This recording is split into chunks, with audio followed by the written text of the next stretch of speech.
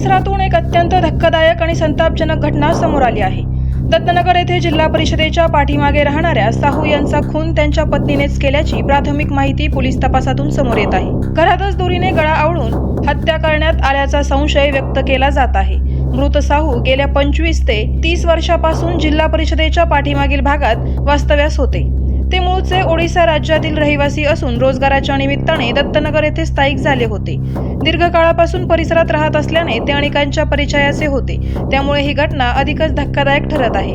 या घटनेनंतर संपूर्ण दत्तनगर परिसरात खळबळ उडालेली असून नागरिकांमध्ये भीती आणि संतापाचे वातावरण आहे। नवरा बायको सारख्या नात्यातून अशी क्रूर घटना घडणे समाजाला हादरून टाकणारी आहे। घटनेची माहिती मिळताच पोलिसांनी घटनास्थळी धाव घेत मृतदेह ताब्यात घेतला। पंचनामा करून पुढील तपास सुरू करण्यात आला आहे। आरोपी पत्नीला ताब्यात घेण्यात आले असून तिची सखोल चौकशी सुरू आहे। खून नेमका कोणत्या कारणातून झाला याबाबत पोलीस तपास करत आहे। दरम्यान साहू यांची अंत्यविधी आज सायंकाळी 6 वाजता दत्तनगर आंबेडकर वसाहत येथील स्मशानभूमीत करण्यात येणार आहे।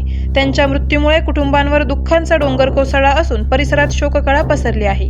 आवाज जनतेचा न्यूज प्रतिनिधी दर्शन बारसे। करायचा आहे लाईव्ह कार्यक्रम किंवा आहे कसले आंदोलन, जनसामान्यपर्यंत पोहोचेल आपला हक्काचा आवाज, आवाज जनतेचा। बातमी व जाहिरातीसाठी संपर्क करा स्क्रीनवर दिलेल्या नंबरवर।